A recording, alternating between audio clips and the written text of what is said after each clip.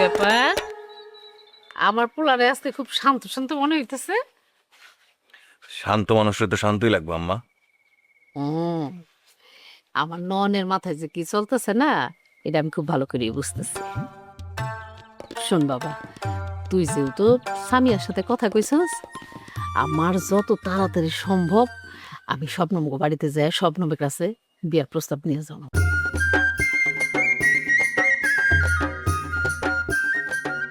তোমার যেটা ভালো হয় সেটাই করো আম্মা। মোজো বিরাট কারবার জিতে নাও ফ্যামিলি কার স্পোর্টস বাইক ছাড়াও লক্ষ লক্ষ নিশ্চিত গিফট। আল্লাহ যদি চায় তাহলে এই বাড়িতে আবার নতুন করে সানাই বাসা। হঠাৎ করে একটা কথা মনে পড়ে গেল রে বাবা। কি? টিয়ার বিষয়টা নিয়ে একটু ভাব। টিয়ার বিষয়? এসআই বিদ্যুৎ পোলাটারে না আমার অনেক ভালো লাগে। ছেলেটারে যতটুকু দেখলাম ভালোই মনে হইল। মুরব্বীদের মানে আমারে দেখলাম খুব সম্মান করে। আর একটা কথা, আমি তো মা, টিয়ার চোখের ভাষা একটু হইলেও আমি বুঝতে পারছি। আমার যেটা মনে হয় টিয়া আর এই ছেলেটা ওরা দুজন দুজনকে খুব ভালোবাসে।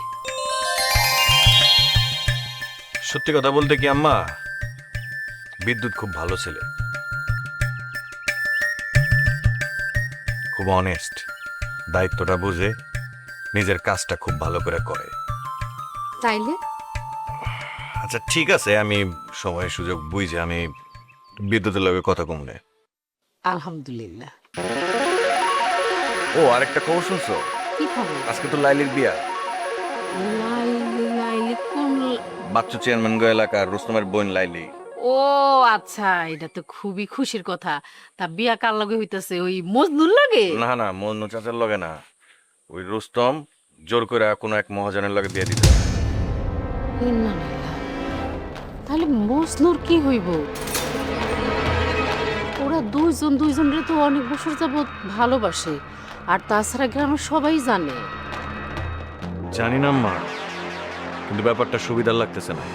বাবারে, তুই আর সব ঝামেলার মধ্যে যাইস না। এই মানুষের সংসারে যাইয়া নিজের আর বিপদে ফালাইস না। আমি তো খালি খোঁজ খবর রাখবো আম্মা। তুমি তো খোঁজ খবর রাখবাই, আমি তোমার খুব ভালো করে জানি। পরে দেখা গেছে ঠিকই তুমি ঝামেলার মধ্যে যাইয়া পড়ছো। আচ্ছা আম্মা, আমি সাবধানে থাকবো। আল্লাহ তোর হেফাজতে রাখুক।